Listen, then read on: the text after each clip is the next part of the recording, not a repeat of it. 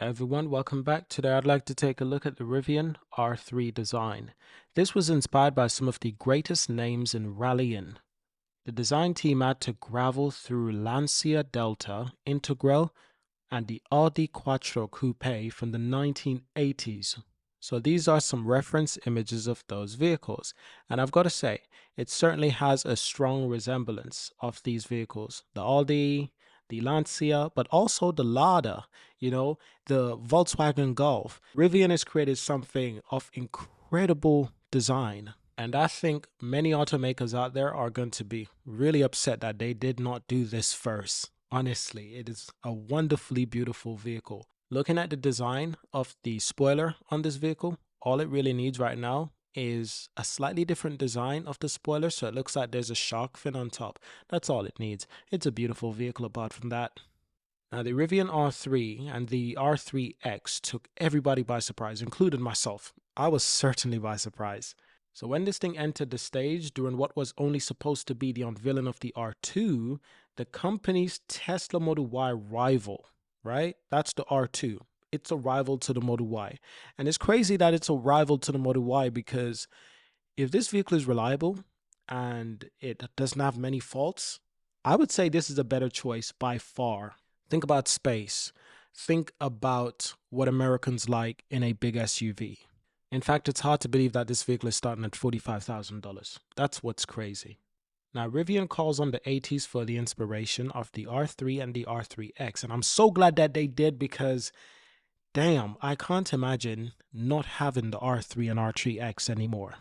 The R3 hatchback crossover stole the show. It really did. And I'd say I'm not just the only one.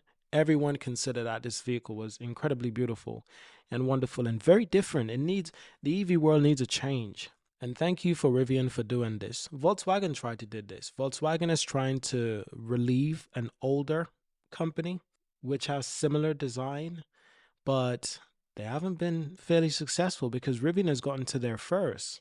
But it's not always who comes first. It's about who does the best, isn't it?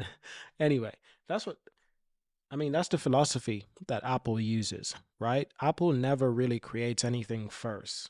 But when they do create it, when they have created their own version, it's usually significantly improved based on every other competitor out there. But I don't think that's the case with Volkswagen. Volkswagen and Apple are very different companies. Rivian used the legendary Lancia Delta and the Audi Quattro Coupe as inspiration for the entry-level EV. And that's true. The R3 and R3X are really entry-level EV for Rivians. And I've already predicted that these vehicles could be anywhere from $35,000 to $40,000. That's my prediction. But if you include the tax credit, that could even lower it even more. That's if it's eligible. But the tax credit has always been something that's confusing to me. And maybe that's because I don't live in the US, but it's still a little bit confusing for me. Now, it turns out Rivian looked exactly at those two models when deciding the shape of the most affordable EV would take. Speaking with Road and Track during the R2 launch event, Rivian design boss Jeff Hammond said that the brief he gave to the design team was like, we need this to be our solo rally car. Thank you. With a little bit of retro and arcade kind of vibe to it. Not to mention, you can take this thing camping. What else do you need in an SUV? It doesn't even look like an SUV from the images, but in person, depending on the angle of the image, then you realize, holy crap, this is actually a beast. It really is. So did the team pull it off? Did the team really capture an 80s kind of vibe? Did they really revive something that we all thought was lost? And they brought it back to life, but did it better with an improvement. Thank you, Rivian. Thank you. We needed this. There are some of us who really needed the R3 and R3X, especially the R3X. Seriously, we needed this thing desperately because we all sort of want to reconnect to our childhood. And let's be honest, as kids, we kind of always imagine having a vehicle like this, but super high tech with a little bit of a modern flair. Come on now. I can't be the only one. I cannot be the only one. So the R3 looks like a modern mashup of some great names like the Delta, of course, the Lancia Delta, the Audi Quattro, and even short-lived Volkswagen Golf MK2 Country, which didn't see any rally. That car wasn't in a rally. This has a little bit of Volkswagen Golf to it. Not completely, but it's like they took a little bit of everything and they thought, let's make it Rivian. And they did. They did a wonderful job making it Rivian. Because you can clearly tell this is a Rivian vehicle. But if I didn't see this getting announced by Rivian, I would have probably thought, oh my goodness, who's actually drawn up this thing and made a 3D render? Whose genius have created this thing? I want to meet them. So this will be Rivian's smallest models, of course, which is still at least 3 years away from going into production, sadly to say. It is quite a way away. So we're talking 2024, 2025, 2026. So we're looking at 2027, late 2026 possibly, before this thing goes into production. So 2027, possibly late 2027 or mid 2027, we're looking at deliveries. Wow, that's quite a long time to wait. But I think it's going to be worth it. That's the mentality. It's going to be worth it. This vehicle is about the same size as the Audi Q3, as Hamud told Road and Track, which puts it sub $40,000 price category, whereas the bigger R2 is advertised to start at around $45,000 when it hits the market in 2026.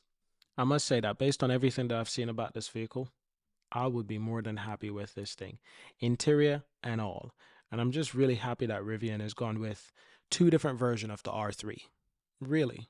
They didn't just think, okay, let's just introduce the R3. No, no, no, no, no, no, no, no, no. We can give you two different variations of the R3. Thank you, Rivian. Thank you. Not to mention the R3X will be a more compact performance kind of vehicle. So it's going to be the more expensive variant. If we're being completely honest, I expect the R3 to be cheaper than the R3X. I expect the R3X to be more expensive. More performance, more range. It's a more utility, like you can just get up and just drive into the mountains. I don't care how crazy that sounds. Just get up and drive into the mountains and don't stop driving. Don't stop driving. That's why Rivian is putting up their charging stations at places that people love to go for camping. People like to take adventure. I'm an adventurous person. That's why I love Rivian as a company and I love the vehicles.